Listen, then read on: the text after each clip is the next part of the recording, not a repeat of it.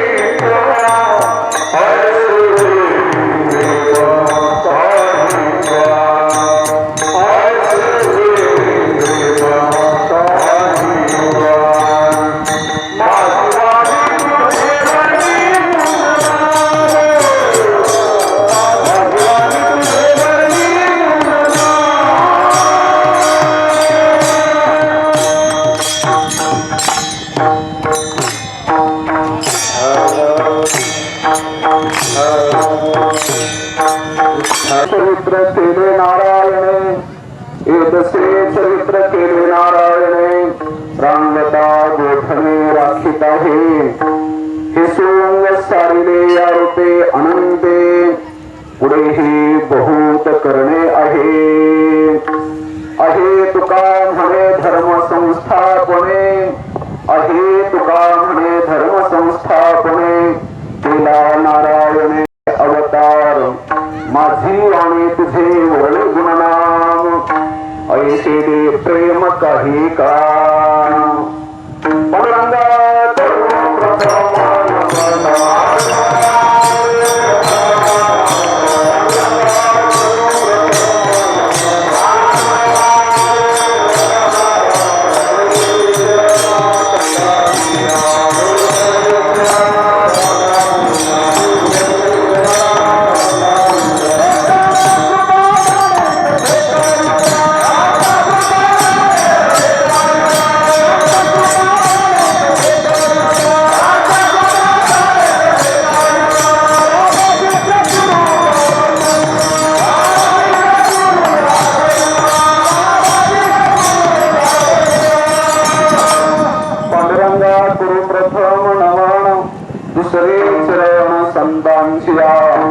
त्यांच्या कृपादाने कथेचा विस्तारो बाबाजी सद्गुरु दासनका सगळ्यांचे केल्या स्मरण होय सकल विद्यांचे अभिकरण तेच बंधू श्री चरण गुरूंचे ते नमस्कारोने आता काय माझी वाणी मानेल संतासी रंगव चित्तासी अपुरिया माझी वाणी तुझे वर्णे गुणनाम ऐसे दे प्रेम काही कळा एकदसे चरित्र केले नारायणे एकदसे चरित्र केले नारायणे रांगता गोठणे राखीत आहे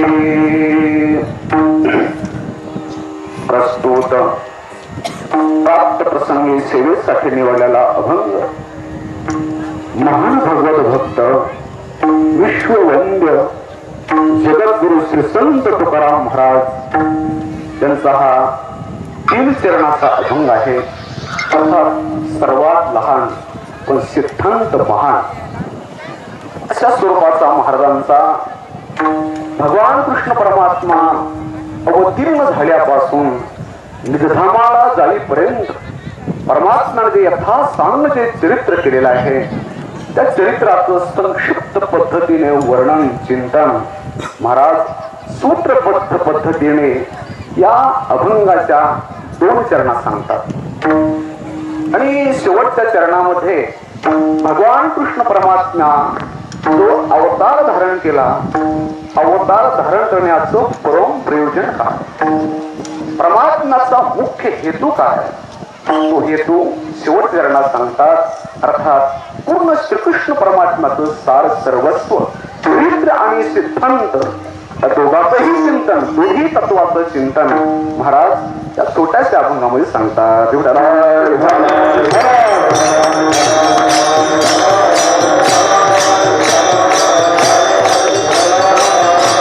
निष्काम पुण्याचा संचय आणि ते निष्काम पुण्य आपल्या पदरी असल्यामुळे त्या अवतार कोटीतील दिव्य महापुरुषाचा हा महोत्सव जन्म महोत्सव प्रगट दिन ज्याला म्हणतात आपण याच देही याची डोळा या न्यायाने साजरा करत आहोत आणि प्रत्यक्ष आपल्या जन्मचक्षुनेही अशा महापुरुषाला पाहून आपले नयनही तृप्त करत आहोत.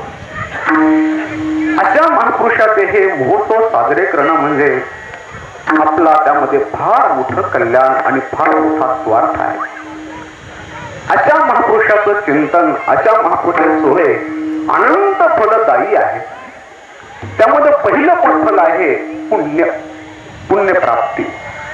दुसरं फल आहे आपल्या बोधाचं आत्मस्वरूपाचा निर्धार आणि तिसरं फल आहे आपली हरपलेली आत्मवस्तू नित्य प्राप्त आत्मस्वरूप ते नित्य प्राप्त होण्यासाठी त्याचं अवलंबन अर्थात हे 3 यामध्ये फल अशा महापुरुषाच्या महोत्सवाच्या निमित्ताने साधकाच्या जीवनात प्राप्त होतात.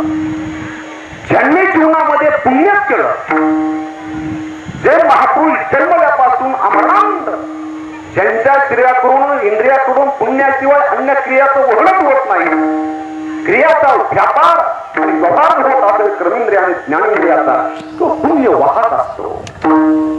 पुण्यमय हे पुण्यात्मा हे महात्मा बनलेला असतात. आणि अशा पुण्यपुरुषाला जर आपण चिंतन केलं, जीवनामध्ये पुण्य प्राप्त होतात. महाराज खूप राबवतात, तुम्हाला पुण्य हवं ना, सज्जनांचं चिंतन करा, सज्जनांचं चिंतन करा. पुण्यवंत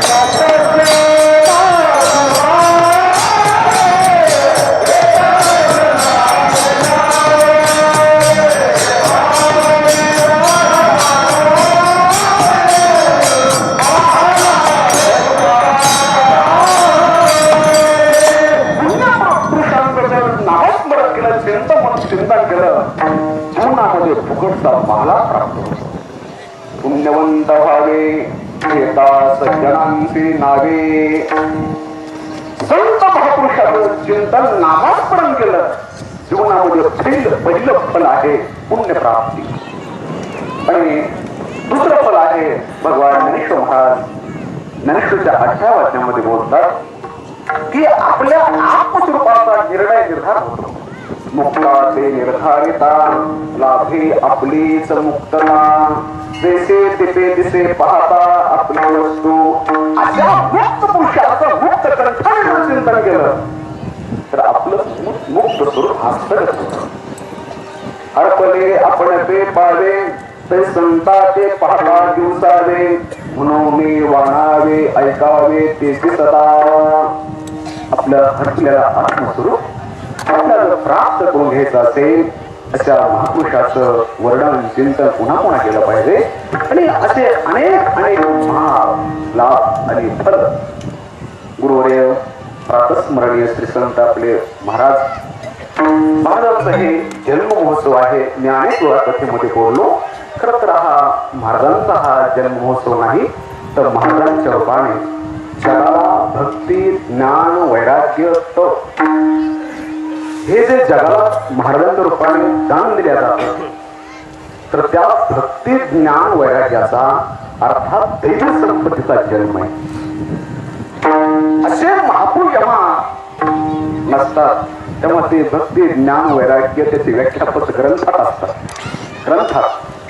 पण असे महापुरुष जेव्हा येतात तेव्हा ते भक्ती ज्ञान वैराग्य या महापुरुषाच्या रूपाने प्रगट होत असतात. ते चालते ज्ञानाचे बिंब, तयाचे अवयवते सुखाचे कुंभ, एर माणूस पण भांब लोकी भागो. असा महापुरुष चालतो म्हणजे ज्ञानाचं बिंब चालतं. हिरवी ग्रंथातलं ज्ञान चालत नाही, ते शब्द चालत नसतात, ते वाक्य चालत नसतात, ते श्लोक चालत नसतात, ते ओव्या चालत नसतात.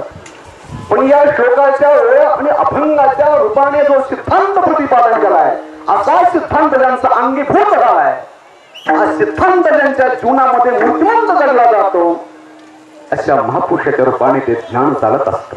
ते चालते ज्ञानाचे बिंब. आणि अशा महापुरुषाचा पंचभौतिक देह नसतो.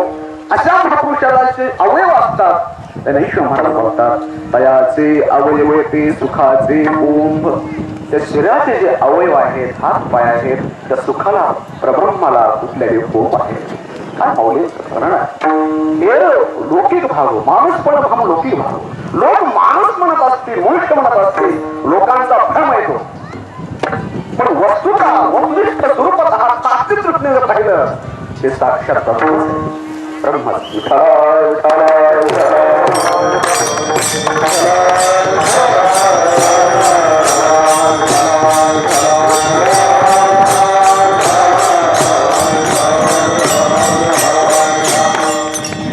अर्थात महाराजांच्या समोर हा सोहळा करण्याचं सौभाग्य आपल्याला प्राप्त होत आहे. ते सर्व सेवाही करण्याचा सुयोग प्राप्त होतो आणि प्रत्यक्ष महाराजांचं दर्शन आणि नजरेने पाहता येतं. अर्थात फार भाग्यवान आपण आहोत.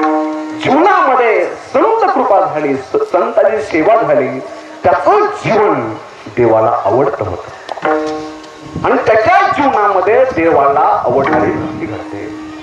देवाला आवडणारी, देवाला प्रिय होणारी भक्ती जर आपल्या जीवनामध्ये घडावी तर संतांची कृपा पाहिजे.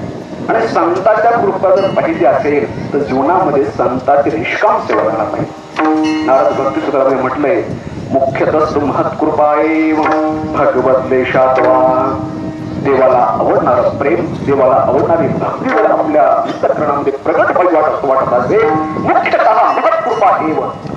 मुख्य काय असेल? महत् नाम संतांची कृपा, भगवत देशात व्हा. भगवंताची कृपा आणि संतांची कृपा सेवा केल्याची होत नाही. मग सर्व सुयोग आपल्या जीवनामध्ये प्राप्त होत आहे. आपण भाग्यवान आहोत आणि आपणाला आपलं कौतुक आपणच करायचं, आपणच आपल्या धन्यवाद द्यायचे. असा हा सोहळा आहे. विठाला विठाला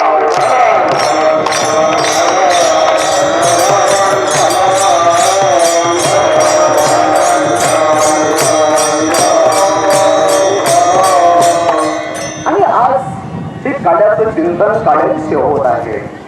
काल्याच्या सेवेच्या माध्यमातून ती सप्ताहाची सांगता होत नाही. मग सप्ताह, सप्त म्हणजे 7, अह म्हणजे दिवस, अखंड हरिनाम सप्ताह. ज्या हरिनामामध्ये खंडन नाही, त्या भगवंताच्या नामचिंतनामध्ये खंडन नाही, 7 दिवस अखंड नाम जप केला जातो, त्याला अखंड हरिनाम सप्ताह.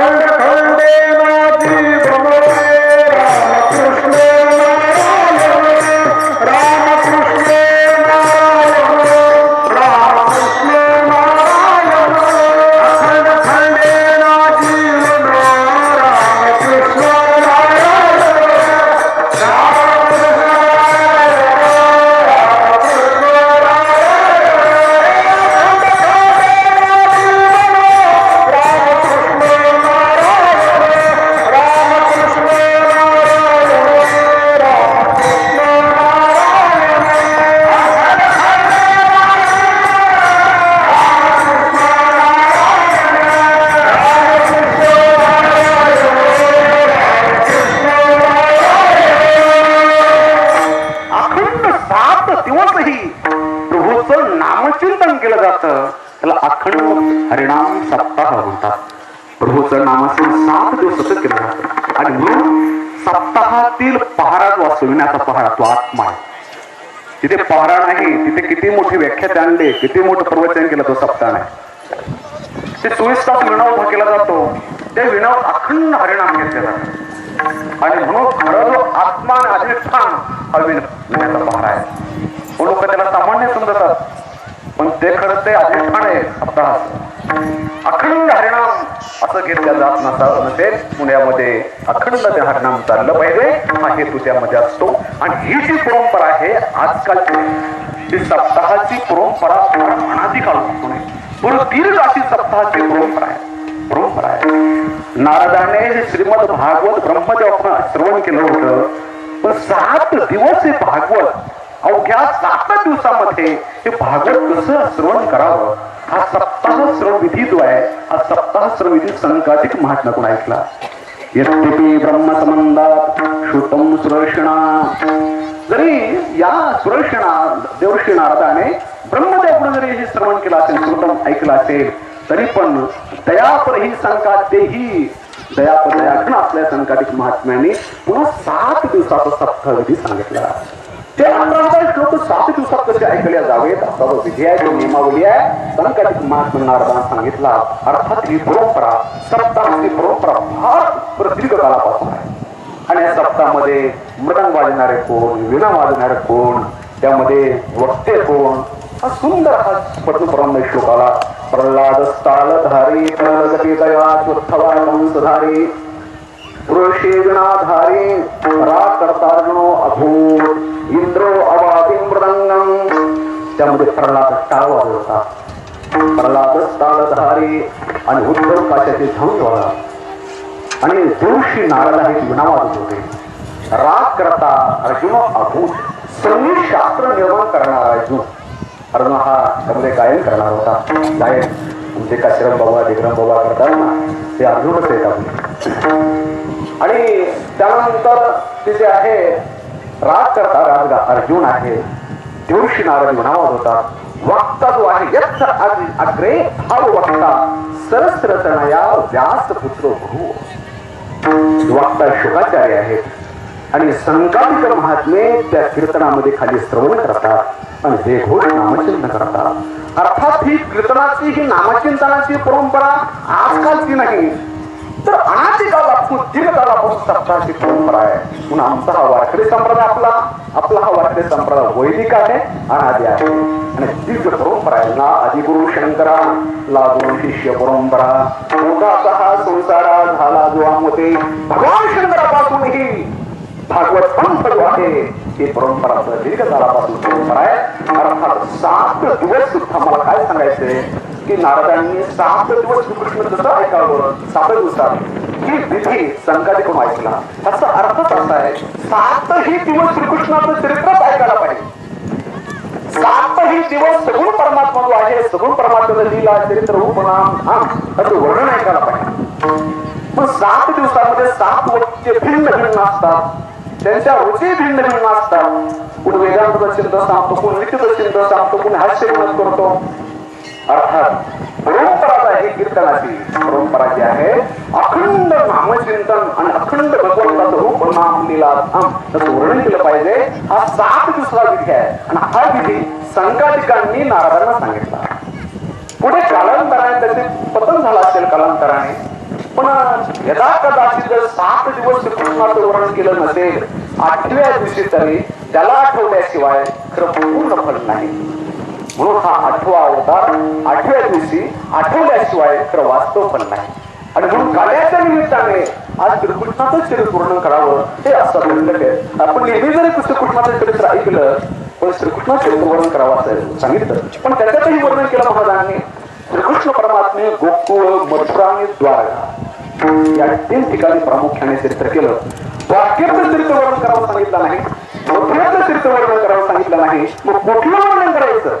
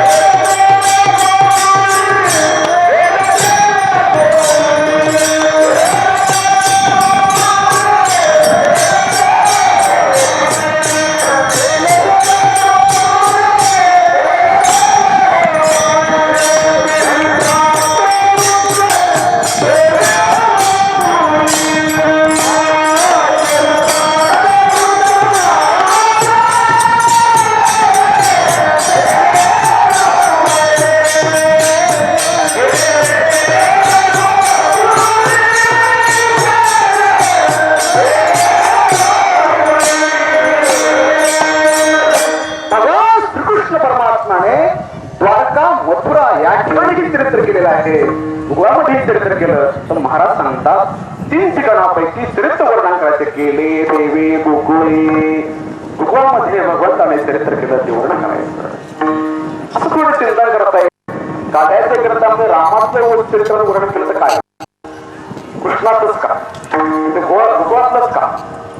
रामाचं राम ही अवतार आहे परमात्मा. मग रामाचं केलं तर पाप लागेल का, कृष्णाचंच का? त्याचं पहिलं उत्तर असं आहे, राम नीतीचं आचरण करण्यासाठी फार कष्ट लागतात आणि लोकांना कष्ट नको, लोकांना सुख हवंय. आणि प्रीतीमध्ये प्रेम, कृष्णाचा अवतार प्रीती प्रधान, प्रेम प्रधान आणि प्रेमामध्ये आनंद आहे. आता ऐका, रामाचा अवतार त्रेतायुगामध्ये अगोदर झाला आणि नंतर द्वापार युगामध्ये कृष्णाचा अवतार झाला. हाचा अर्थच आहे, नीतीनंतरच यथार्थ प्रीती प्राप्त होत असते. रामाचा अवतार अगोदर, नीती अगोदर आहे. ज्यांच्या जीवनामध्ये नीतिमूल्याचं आचरण तंतोतंत घडतं, त्यांच्या आपण जर सर्वांगाचे काम करून एकाग्र चित्ताने आणि भावपूर्ण अंतःकरणाने हे जर ते चरित्र ऐकू लागलो तर त्या लीलेच्या ज्या चरित्राच्या माध्यमातून श्रीकृष्णाने भक्तिप्रेमाचं दान केलंय, ते भक्तिप्रेमाचा बुंद, ते भक्तिप्रेमाचा लेश आपल्याही अंतःकरणामध्ये प्रगट झाले. जर श्रीकृष्ण चरित्र जर हृदयापासून श्रद्धा संपन्न अंतःकरणाने श्रीकृष्ण श्रवणामध्ये जो रममान झाला, तो प्रेमामध्ये डुंबून जातो. आणि म्हणून हे चरित्र वर्णन करण्याच्या निमित्ताने, हे चरित्र ऐकण्याच्या निमित्ताने त्या भक्तिप्रेमाचं आस्वादन सर्व सामान्य लोकांनाही करावं, या हेतूने कृष्णाचं चरित्र वर्णन करायचं. दुसरं चिंतन आपल्या वारकरी संप्रदायाची धारणा आहे,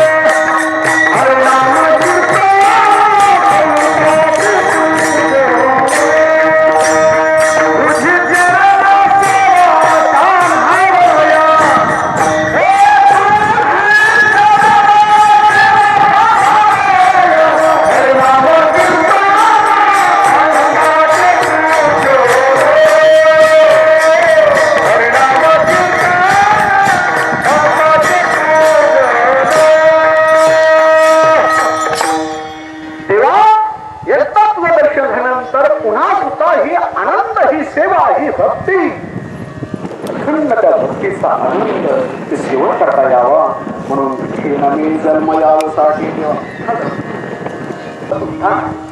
पुन्हा देवाकडे प्रार्थना, देवा पुन्हा मला जन्माला पुन्हा हा देह दे आणि देहाच्या माध्यमातून अखंड तुझी सेवा, अखंड तुझं नामचिंतन करू दे. ही संतांची धारणा आहे, संतांची निष्ठा आहे आणि संत महात्म्याचे जीवन जगतात. आणि म्हणून असा भगवत प्रेम ज्यामध्ये परमोच्च आहे, ज्या भागवत पथामध्ये भगवत प्रेमाला परमोच्च सिद्धांत मानला गेला. पण हे भगवत प्रेम आणखी त्यात महत्वाचं वाक्य आहे, हे भगवत प्रेम आहे ज्ञानोत्तर भगवत प्रेम. ज्ञानोत्तर, ज्ञानाच्या नंतर अर्थात जो परमात्मा आहे, तो परमात्मा जसा आहे तसा कळल्यानंतर, यथार्थ त्याचं ज्ञान झाल्यानंतर, परमात्म ज्ञान झाल्यानंतर पुन्हा त्या देवाविषयी अंतःकरण आपले हेतून प्रेम प्राप्त होईल. आणखी काय, देव जसा आहे तसा कळल्याशिवाय देवाविषयी प्रेम निर्माण होत नाही. देवाचा वास्तव महिमा कळल्याशिवाय वास्तव प्रेम चरित्रे जसे चरित्र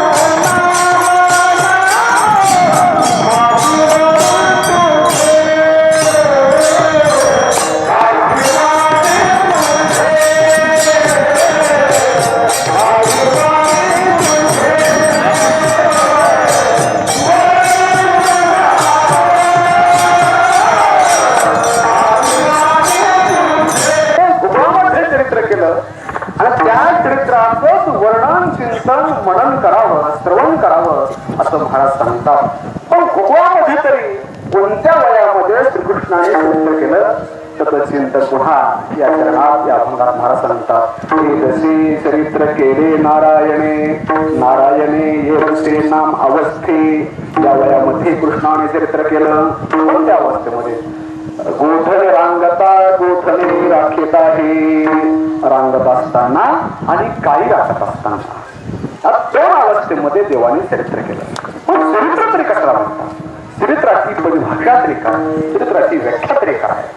चरित्र त्याला म्हणतात व्याकरणामध्ये चर गती भक्षण हो या धातूपासून इतर प्रत्यय लागून चरित्र शब्द म्हणतो. चरित्र शब्दाचा अर्थ असा आहे की ज्या महापुरुषाने जन्मल्यापासून मरेपर्यंत अवतीर्ण झाल्यापासून निर्धामाला जाईपर्यंत ज्या महात्म्या करून ज्या शरीरसंघाता करून जेवढे व्यवहार आणि व्यापार झाले ते केवळ लोकांच्या कल्याणासाठी, केवळ लोकांच्या उद्धारासाठी. ज्या महापुरुषाच्या शरीरसंघाता करून मरणांत निर्धामाला जाईपर्यंत जेवढ्या क्रिया झाल्या कर्मेंद्रियाकडून ज्ञानेंद्रियाकडून तेवढ्या क्रियेचा हेतू लोकांचं कल्याण, लोकांचा उद्धार, अर्थात विश्वोद्धारक ज्या क्रिया त्याला म्हणतात चरित्र. आपल्या क्रियेतील क्रियेचा यक्षावत क्रियेचा फळ हेतू हाच असला पाहिजे. देवाने आपलं अंतर शुद्ध करावं, देवाने आपलं अंतर पवित्र करावं हाच हेतू आहे. आणि मग कर्मच जे आहे कर्म कर्म निष्काम पद्धतीने कर्माची खरा हेतू आहे, समाप्ती आहे चित्त शुद्ध होणं.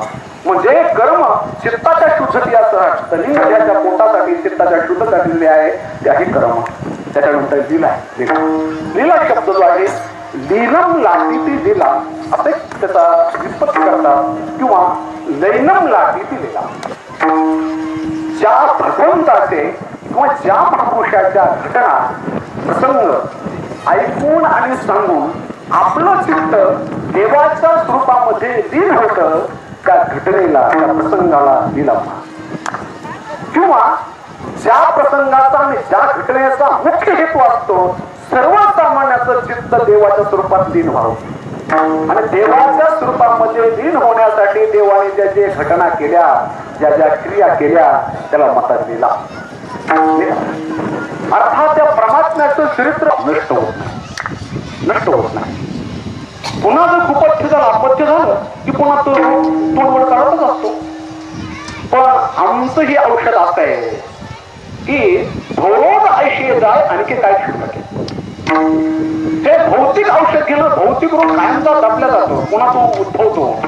पण हे नामचिंतन वल्ली हे भगवत चिंतन भगवत चरित्र श्रवण आणि भगवत भक्ती केल्यानंतर हा रोग काय नष्ट होतो, लीन होतो, म्हणजे संपून जातो. आणि म्हणून ज्या घटनेचा ज्या क्रियेचा ज्या क्षेत्राचा हेतूच असा आहे की माणसाचा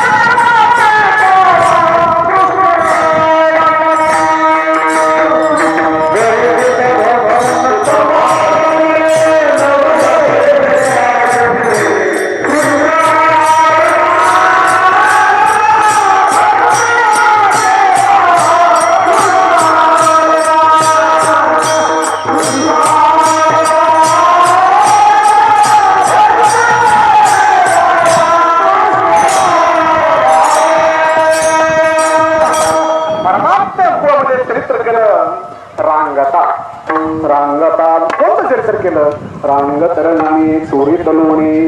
पण चरित्र करणार कोण? हा नारायण.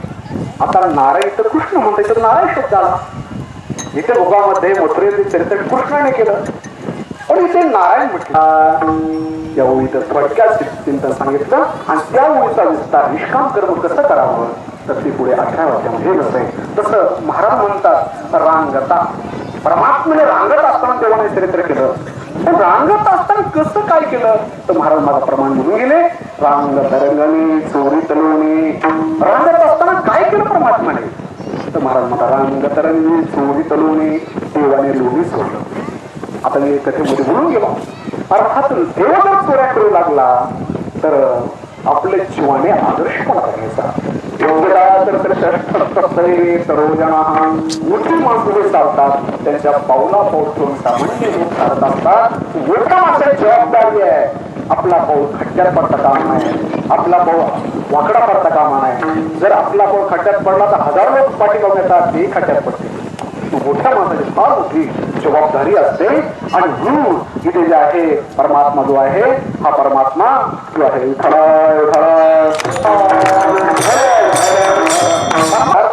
सर्व देवाने आपल्या संगोपनासाठी निर्वाहासाठी दिलेत आणि देवाला अर्पण न करता सेवन करतो तो अन्न खात नाही तो पाप खातो.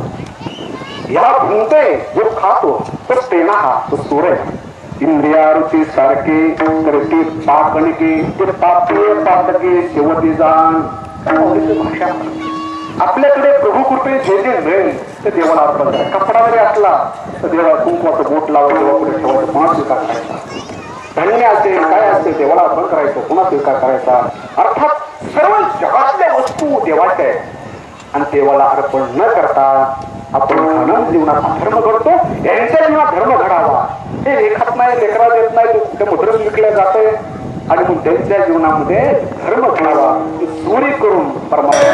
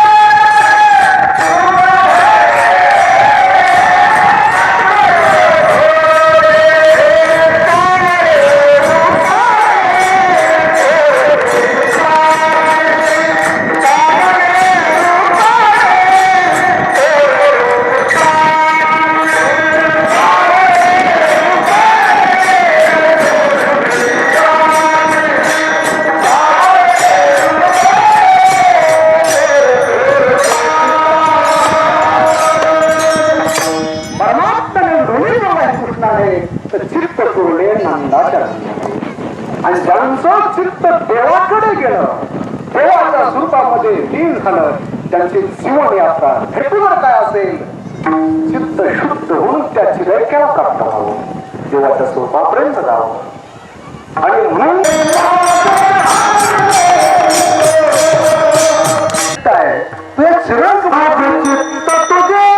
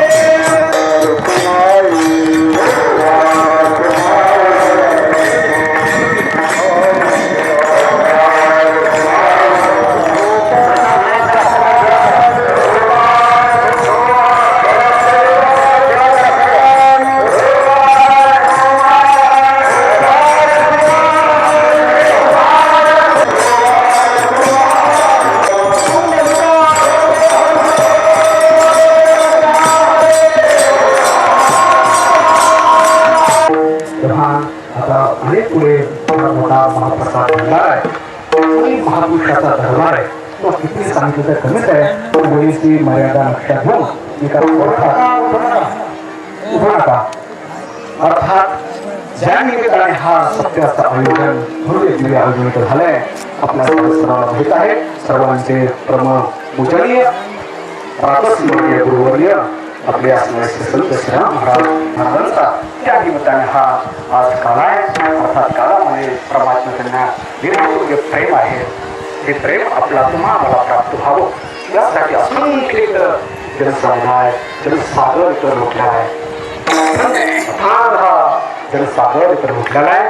अर्थात मला याची पूर्ण जाणीव आहे.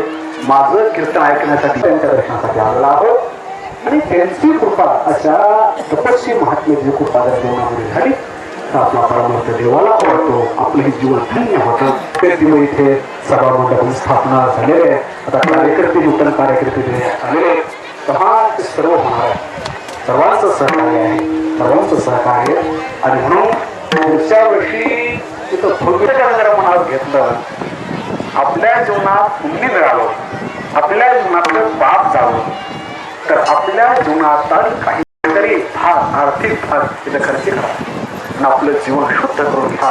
अर्थात जोडून ते दान करेल तो आपल्या जीवनात तो भाग्यवान करेल.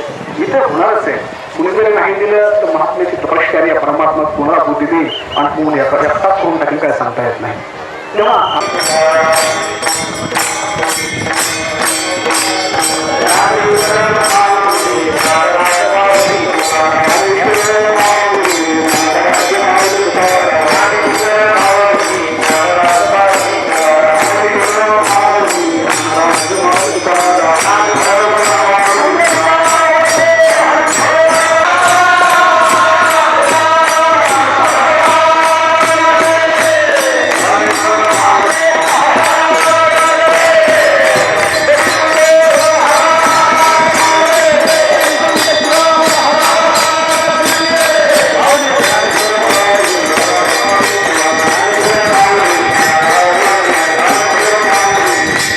नाम जप करायचा. महाराजाला आनंद होईल आणि देवाला आनंद होईल. आपण जर सर्वांनी मनावर जर धरत काय तेवढं काही जड होणार नाही. एकाच कार्यक्रमात नाही आपापल्या घरी का होईना पण प्रत्येक माणसाने दररोज 24 तासातून 1 तास